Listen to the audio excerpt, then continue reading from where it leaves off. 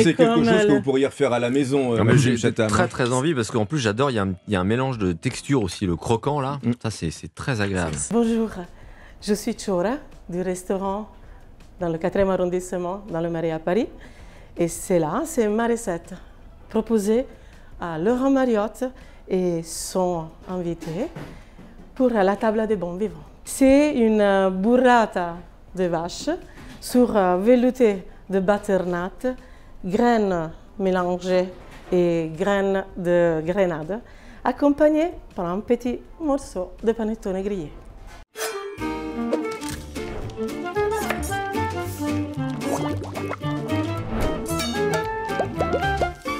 On a notre persil, la base de notre recette, que c'est le butternut et les oignons rouges. Pour nous, les Italiennes, sont des oignons qui viennent de Tropea. Après, on a du citron, du mélange de graines, notre burrata.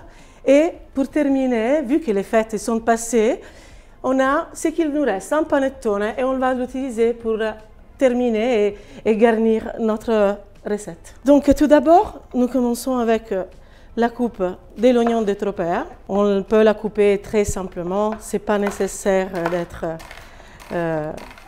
attentif. Parce qu'après, on va tout mixer avec le mixeur plongeant. On coupe. Nous avons notre petite poêle. Et on va ajouter les oignons dans notre huile. Et on va lui donner un petit peu de chaud. Nous utilisons une huile d'olive extra vierge. Celui-là, le nôtre, il vient de l'épouille. L'oignon est là, tranquille, qu'il prenne sa chaleur. Et on passe à butternut. On la coupe en tranches.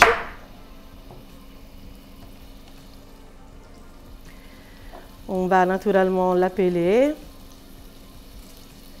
Nous pouvons utiliser le potimarron si on aime, ou la courge, qui est un petit peu plus délicat et un petit peu plus riche en humidité. Moi, je préfère le butternut parce que c'est au milieu, entre le potimarron et la courge. Oh, on peut faire un mix si on aime.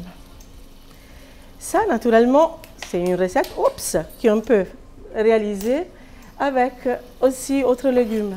On peut utiliser la courgette.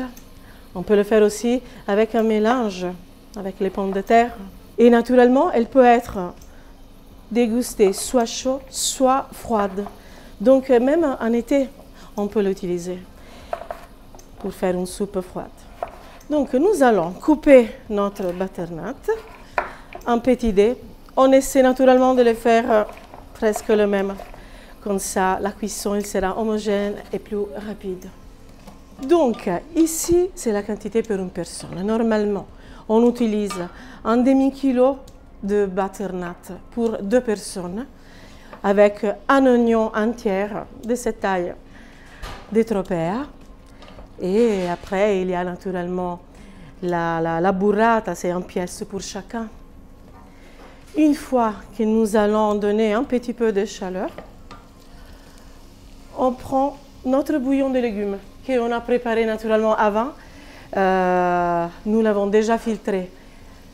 Petit conseil, quand vous faites le bouillon de légumes, tous les légumes après, vous pouvez les utiliser en plein de recettes.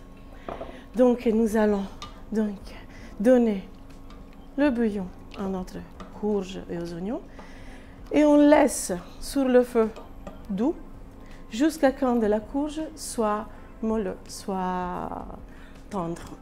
Notre bouillon de légumes est préparé avec du céleri, des carottes et des oignons. On laisse naturellement avec un petit peu de sel et on le laisse pour une trentaine de minutes. C'est simple. Et après, naturellement, on le dégraisse.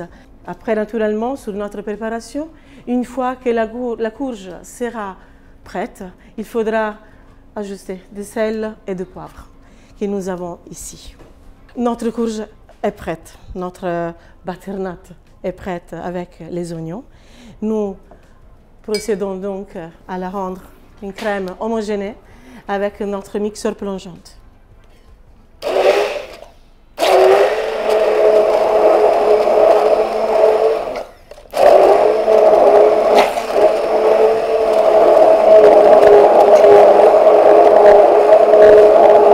La consistance que nous cherchons, c'est celui-là. C'est une crème onctueuse, lisse. Mais si, dans tous les cas, il reste quelques petits morceaux de butternut dedans, c'est un plaisir. Et nous pouvons procéder à la mise en place. On prend avec notre louche la crème.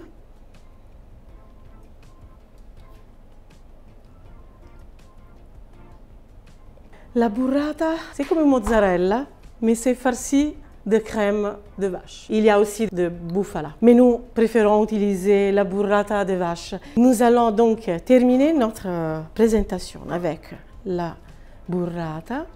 On a un mix de graines. Nous proposons les pistaches, les amandes effilées. Il y a un mix avec les noisettes, les grains de courge, qui sont riches en minéraux. Après, on a notre grenade, qui donne une petite touche acidulée, qui va très très bien avec notre burrata, qui est doux et crémeuse. Et nous allons terminer avec un petit peu de zeste de citron. Naturellement, je conseille, mais c'est nécessaire un citron bio, parce que le zeste ne doit pas être traité.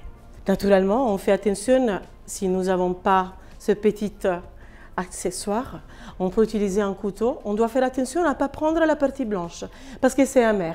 On arrive qu'à prendre le zeste, que c'est riche en huile et parfumé. Et c'est presque terminé. On met une petite feuille de persil, qui est le parfum aussi. Un tour encore d'huile d'olive extra vierge d'olive et une petite touche de poivre noir. Nous accompagnons notre velouté de butternut et burrata avec notre panettone grillé. On le met comme ça. Et bon appétit!